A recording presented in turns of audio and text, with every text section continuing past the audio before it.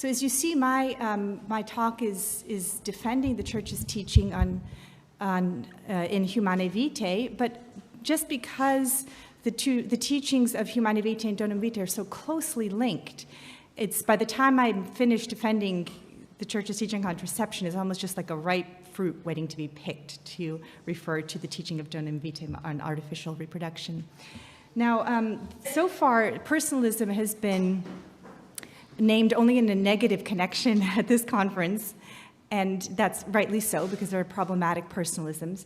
But I hope mine isn't that, and I just want to quickly, by way of apology, give you this quote of John Paul II, where he is sending out an invitation for he says, theologians and others to give the ethical grounds and the personalistic, or the biblical foundations, the ethical grounds and the personalistic reasons behind the doctrine of Humanae Vitae.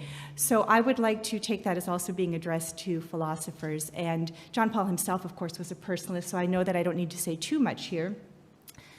I want to just, by way of just a few quick points, by personalism, I'm simply going to mean a philosophical approach that resists interpreting the person in terms of non-personalist realities. So that's really all. And in fact, what I hope to give in this talk is what I call a personalist metaphysics that gives, I think, another foundation to the traditional natural law theory of the Church. So John Paul II, Karol Wojtyła, in one of his essays on the subjectivity and the irreducible in man, he says the metaphysical terrain in which he's going to be giving his considerations is the traditional terrain of the person as a rational substance, being an individual of a rational substance. And that's the metaphysical terrain in which I'm working here, just to let, by way of apology.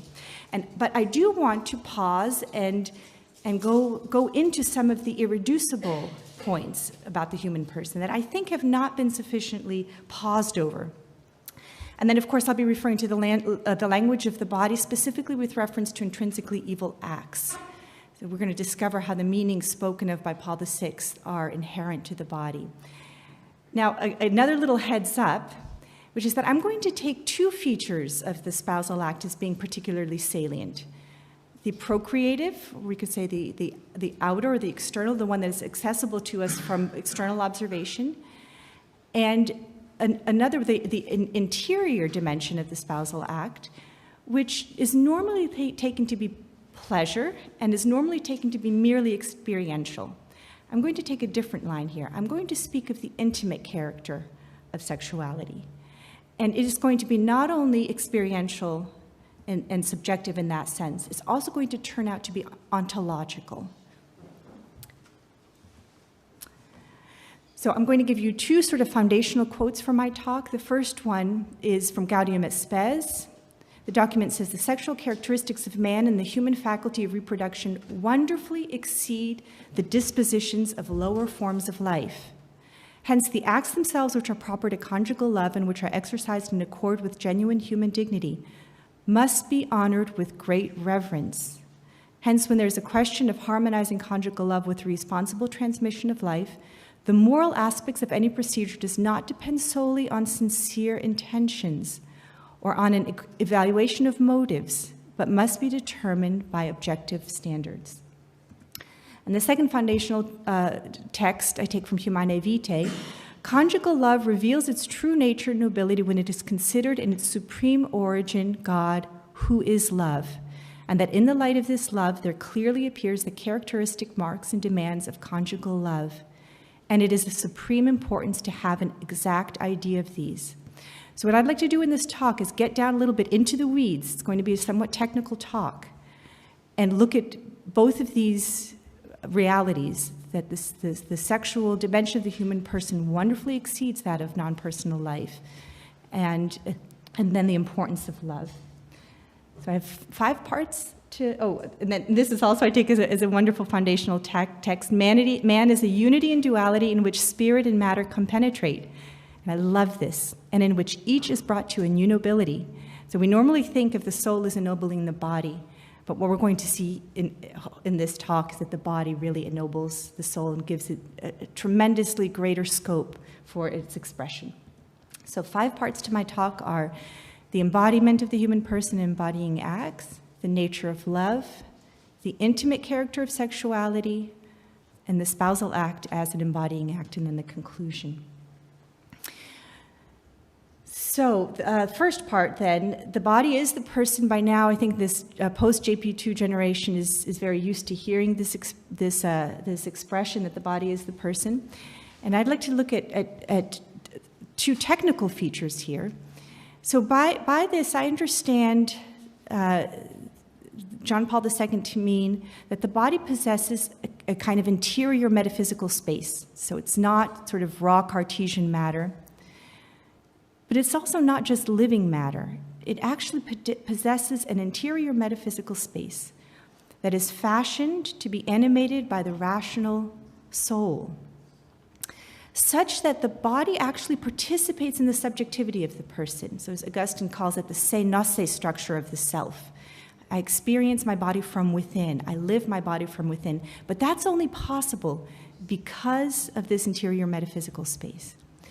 The second feature, I think, of embodiment is that the body in its feature is fashioned on the analogy of the rational soul. There's a great mystery here, so much to explore. Plato talked about this already in the third book of the Republic, that by this great mystery, physical realities do contain, or at least communicate and speak of spiritual realities in their very physical form. So the human body has a physical form that reflects, and I would say repeats, in the physical world, the spiritual features of the rational soul.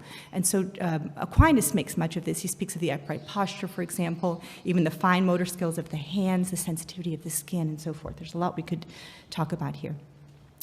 So John Paul II, in the first three audiences of the theology of the body, speaks of the way in which Adam saw the difference between himself and the animals in and through the body, by virtue of the body itself, which is a really marvelous thought.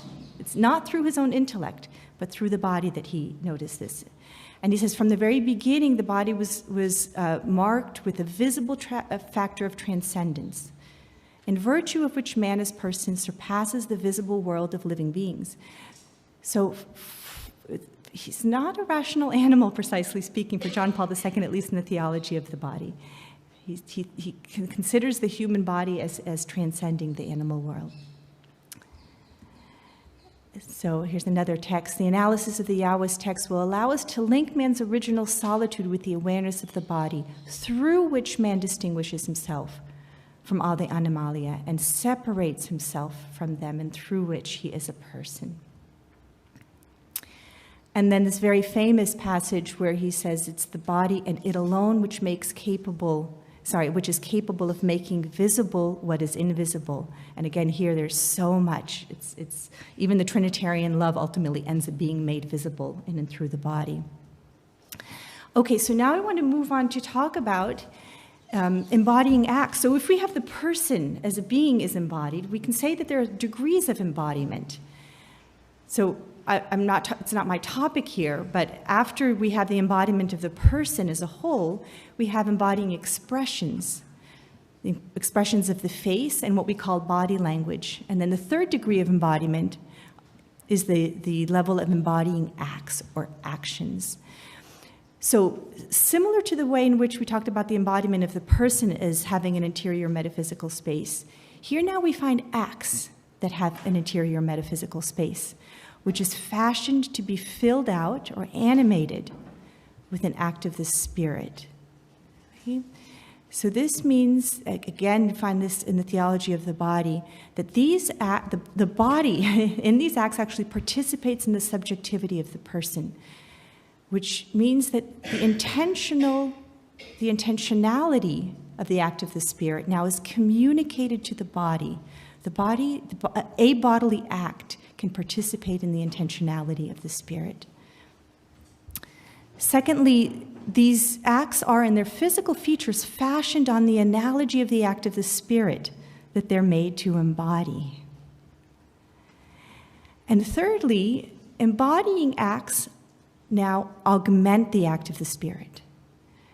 So the soul doesn't seem to have full scope for its expression without being united to an act of the body. Something really marvelous going on here.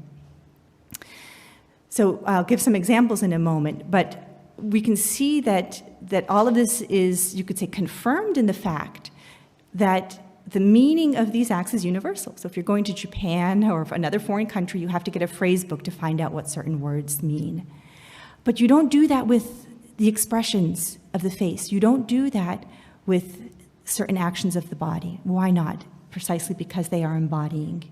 They, by their very nature, by their structure, contain a meaning through this ordination to be filled out with the spiritual soul. Something very mysterious, but something which I think is very evident to our experience. So I think prime instances of this are the embrace and the kiss. So even though you have different shades of spiritual meaning, still these acts are incarnation, so to speak, of these spiritual realities.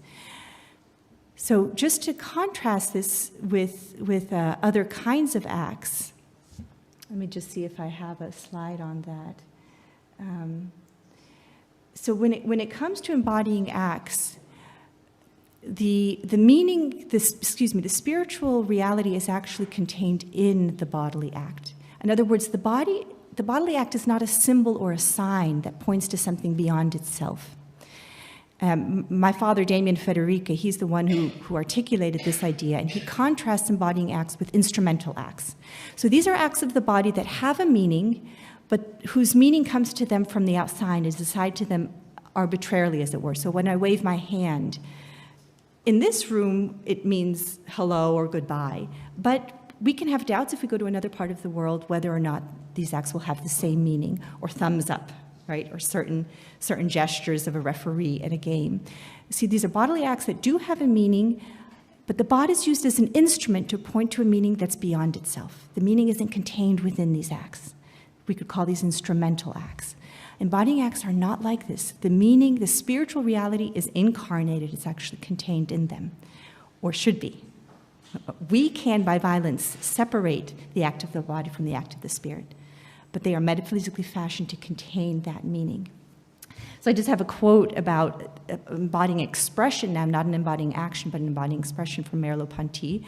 So he says, the face is the center of human expression, the transparent envelope of the attitudes and desires of others, the place of manifestation, the barely material support for a multitude of intentions. So this is, of course, impressionistic, but the body is sort of a barely material support. And yet, by a great mystery, it really does incarnate these spiritual realities. Oh, I just did something. Okay, let me see. Okay, so now we move on to the second point, which is the nature of love. And here, my point is going to be relatively simple, but I think extremely important. One way of conceiving love is to think of it as consisting of the self-gift and the reception, mutual giving and receiving, which then overflows beyond itself in some way towards others. It's fruitful. But I think this is a wrong way of conceiving of love. Fruitfulness is part and parcel of the very nature of love. It is internal to the love itself. It's so deeply bound up with love, with the self-giving and receiving of love, that sometimes it's difficult to separate them or see their difference. But I think that the union of the spouses, for example, or the union in any exchange of love or any exchange of giving and receiving is already the first fruit of love. So when we speak of the fruitfulness of love, we are making an attribution of identity. Love is fruitful. So we can speak of in various different ways of the fruitfulness of love. So there's a kind of new life which is essentially and inseparably bound up with mutual self-donation. And we notice this about any exchange of persons, even the simplest, bears life in the soul of those who are performing this exchange if it's sincere. The new life to which the spouses rise, to a oneness of being that results in each one's dying to himself and living for another, this is considered a fruit. The new moral life which each finds within himself in being loved and in loving. The happiness of love is already a fruit of love. And we find here then the law of the gospel. Man is the only creature willed for his own sake, but he finds himself in making a sincere gift of himself. This finding of ourselves in love is also a fruit of love. But it's internal to the love itself. It's part and parcel of the love. So I have here only for emphasis the new reality, which is the fruit of mutual self-donation. It crowns and completes this mutual self-giving in such a way that it is not itself, that love is not itself without fruit. The fruit is metaphysically internal to the source that is at its origin. Okay, so the next cornerstone for the conclusion that I want to draw is the intimacy of human sexuality. Now, as I say, the experiential side of sex is normally taken to be pleasure. And I think that discovering another experiential dimension of sex, I think could really be a game changer, also pastorally, but also theoretically. I am speaking of something that is initially discovered only through experience. We don't know about this aspect of sex except from within. So somebody who is prior to, or is still in the latency period, prior to puberty, has not yet had that awakening, will not understand the intimacy of sex. In fact, to that extent that children will very often, if they're in a healthy environment, will consider sex gross, and with good reason. They don't have access to the interior intimacy of sexuality. And without access to that, it's a closeness that is actually very strange, unwarranted, even alienating. It's only when we can have access to that intimacy of sex. Now, of course, it also has to be associated with a proper meaning. Otherwise, we're going to have problems. But we'll see about that as we go along. So here I'm very grateful to Dietrich von Hildebrand. He is the one philosopher. There's another philosopher, Arl Kolnai, who I think has also identified this feature of sex, but he has not systematically developed it. But Dietrich von Hildebrand, as far as I can tell, I would love it if somebody could tell me that there are other authors who have written about this dimension of human sexuality. I have not found any other author. He speaks of this intimacy of sex as being accessible to us by noticing the quality of sexual experience itself. He says every sexual experience is essentially deep. Now this, he's speaking about something experiential, but he insists that this indicates the depth level within the person at which sexuality objectively exists. So in the sexual sphere, body and soul touch in a particularly close way. So we're talking about a metaphysical reality here. This means that the bodily experience of sexuality is not self-contained as something bodily. Rather, the soul is, without further ado, drawn into the experience. Okay? Kolnai says there's a particularly intimate concurrence of the material body and the spiritual soul. And I want to add something else here. Not only that the body and soul touch in the sexual realm, but they touch in their respective centers. So there are depth dimensions to the bodily awakening. There are depth dimensions to the soul. Edith Stein writes about this beautifully in her book on finite and infinite being. So the body awakens in its vital core in sexual experiences, but the very center of the soul is also implicated. It's also at issue here. That place in which I belong to myself is reached when sexual experiences come alive. And so the point I want to make here, I think it's very important, is that the experiential and the ontological somehow coincide. They come together. The experiential, we could say, heralds the ontological truth about sex. Because there are cases where experience is ephemeral. I think that's to some extent true in the experience of the pleasure of sex, even though it mediates something very important, namely the union of the spouses.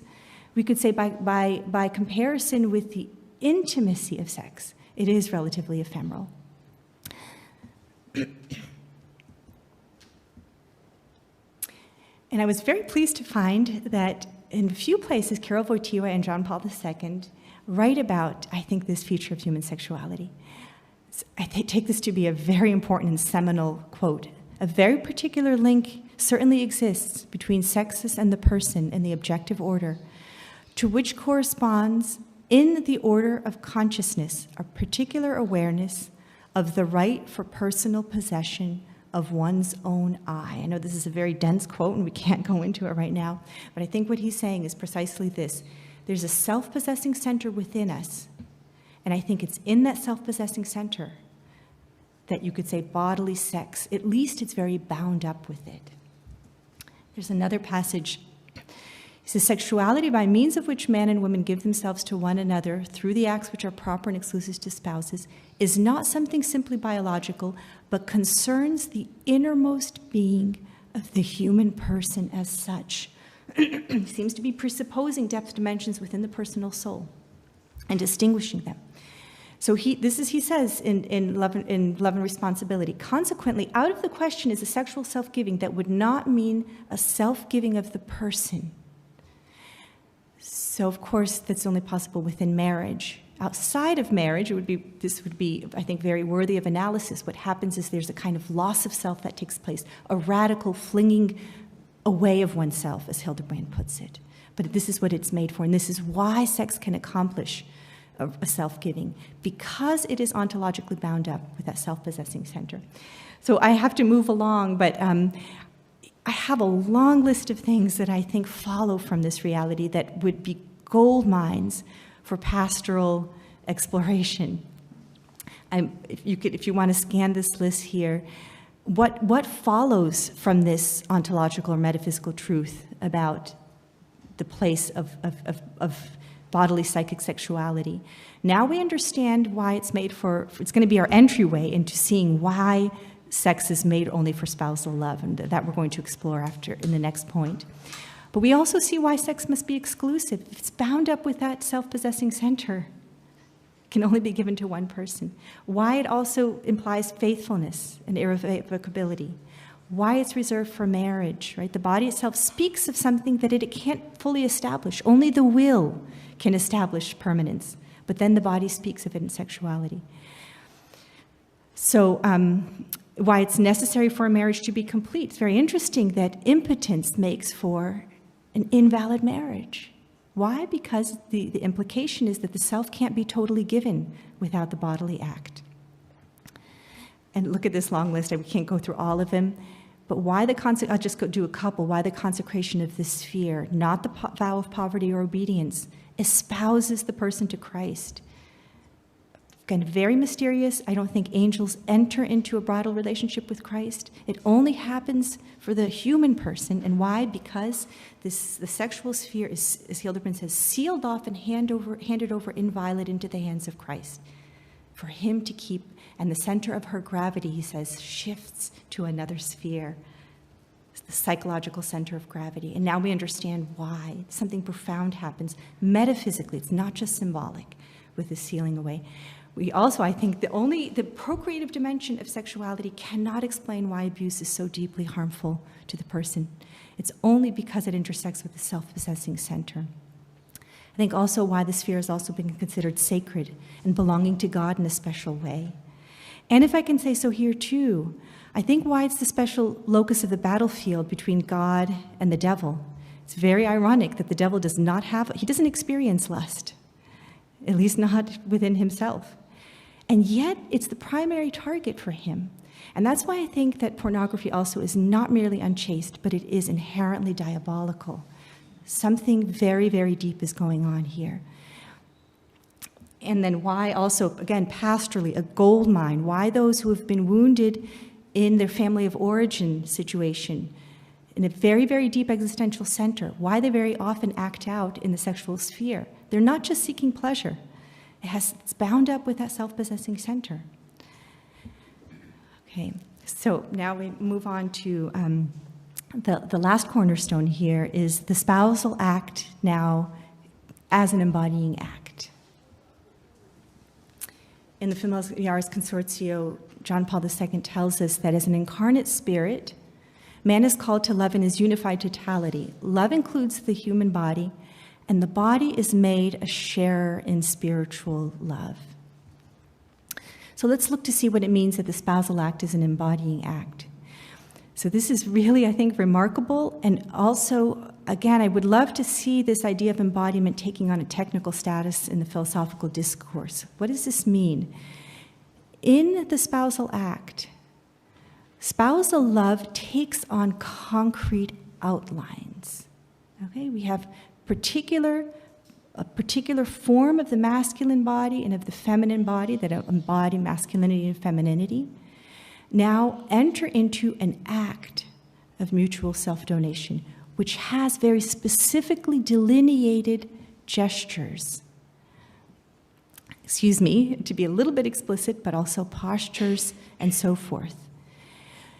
So let's look at that. It's not merely a physical behavior. It's not merely symbolic. It doesn't merely point to the love of the spouses. It incarnates that love. That means that this act possesses an interior metaphysical space that is fashioned to be filled out with an act of the Spirit, with spousal love. So now the act participates in the subjectivity of the person. And there's a very striking quote, which I couldn't find, but I know it by memory, more or less, where John Paul II says, the body acts on behalf of and in the name of the person. He doesn't just mean this symbolically. Why is it? Because love now has taken on a second dimension, incarnated in the spousal act. So as we saw when we were just talking about embodied acts, generally now we see the features of the act repeat in the sphere of the bodily psychic and in the sphere of bodily behavior, the spiritual features of spousal love. And the act of the body now augments the act of the spirit. Right? In the case of the spousal act, the self-giving that was established in the vows, but only as a first step, has to be completed in and through this bodily self-giving. So the Church says that the marriage is really consummated or completed in sexual self-giving. The self-giving has now been augmented in this act of the body. Why? Because, again, it intersects with that self-possessing center. And we're going to see also the second dimension of love. So the first dimension is augmented, but now the second is also the fruitfulness of love. It's augmented immeasurably, and that's, of course, going to be the conclusion that we're going to look at. Okay, so here, again, I'm going to just go very quickly through this. What are the spiritual features of spousal love that are incarnated? You can just quickly look at this. For example, the desire for union, the act of the Spirit, I think is embodied in the sexual urge, right? This is not just a physical movement of the body. It's the soul speaking through the body, inclining the spouses to one another in love. Spousal love is intimate. Sexual sphere is intimate. There's great happiness in the union of love. I think this happiness is incarnated in the pleasure, which is the medium of union. But now, for our purposes, mutual self-donation in love is, of course, spiritually fruitful. This concrete instantiation of mutual self-donation has a particular concrete fruit now, fruitfulness that is proper to it, namely the coming into existence of new human life. This is revealed by the biological teleology of the act.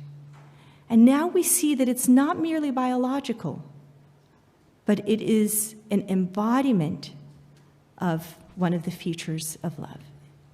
Right? It has its metaphysical ground in the spiritual fruitfulness of love. And now Benedict XVI, here the soul is indeed brought to a new nobility by the body. No angel can co-create, can participate with God in the creation of new human life. Only the embodied soul can. So another thing that I think is marvelously embodied in the spousal act is the fact that the creation of new human life ultimately lies in the hands of God. How is this incarnated? How is this embodied? In the fact that after the union has taken place, in a moment of hidden from the consciousness of the spouses, nature takes over, so to speak, in the moment of conception. So the conception is not directly accomplished by the spouses or by anything that the spouses freely do, but happens beyond their freedom, and it's hidden from their consciousness. So I'm going to look a little bit more at that in a moment, but I think that this can also be mined, this idea of embodiment can also be mined for chastity, understanding chastity within marriage, which I think is very, very important. So these specific gestures have been designed by God to embody this act of the Spirit. If spouses begin to stray beyond these gestures, beyond this particular form, the bodily act is vacated of its spiritual soul, and it becomes an instrument in the hands of the spouses. They are now seeking pleasure. They cannot attain union if they begin to alter the physical, you could say, outlines of the act. Okay, so through this love structuring of the act, we see that the act is not generative in a straightforward way. It is generative by way of another reality, namely the union of the spouse's parents. Otherwise, the child would not be a fruit.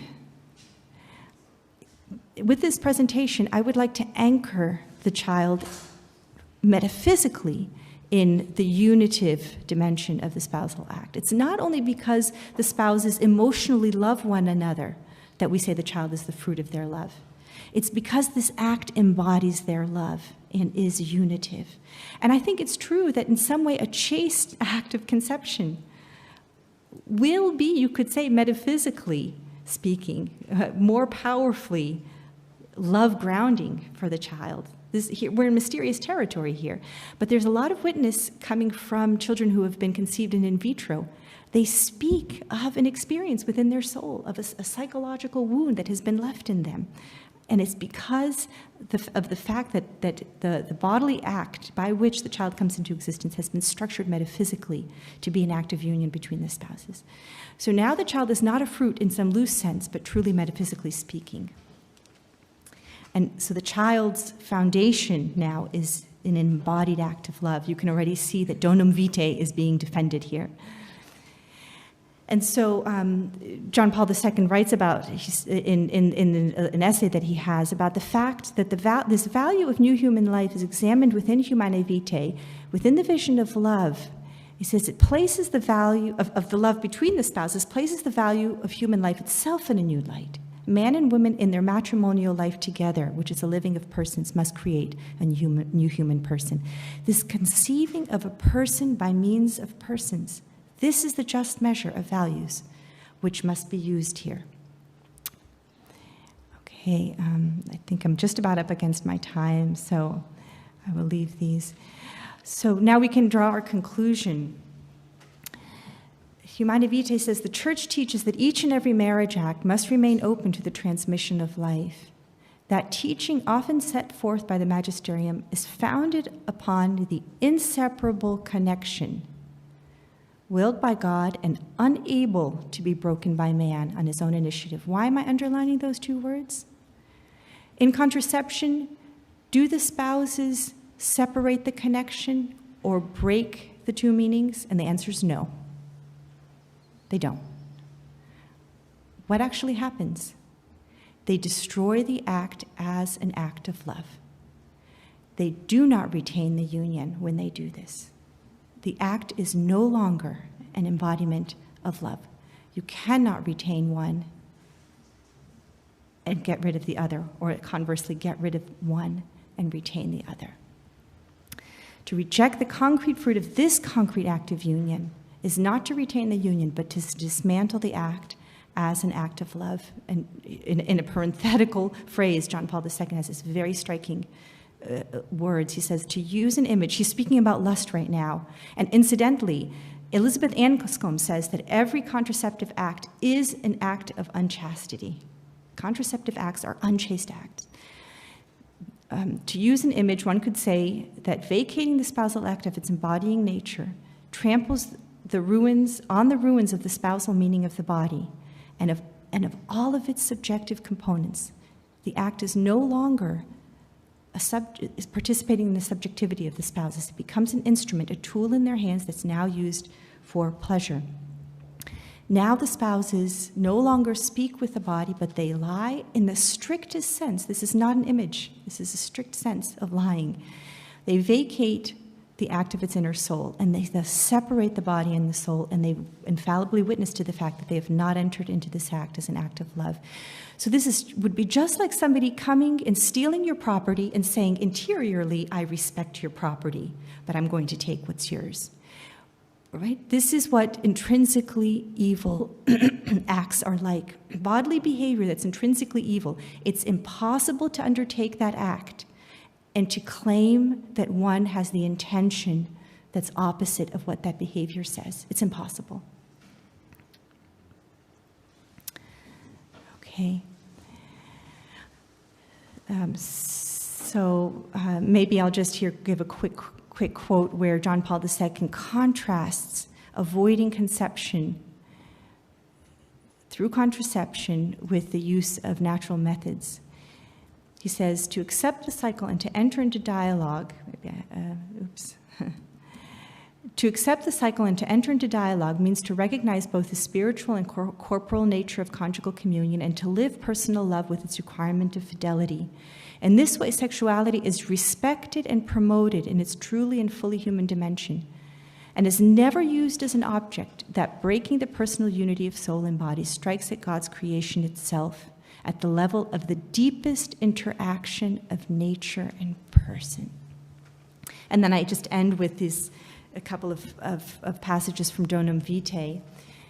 The child has the right to be the fruit of the specific act of the conjugal love of his parents. And I think that these considerations make it very clear why a child can't be lovingly brought into existence in a test tube. Right? They are not the fruit of their parents' love anymore. Okay, with that, I end my presentation. Thank you for your attention.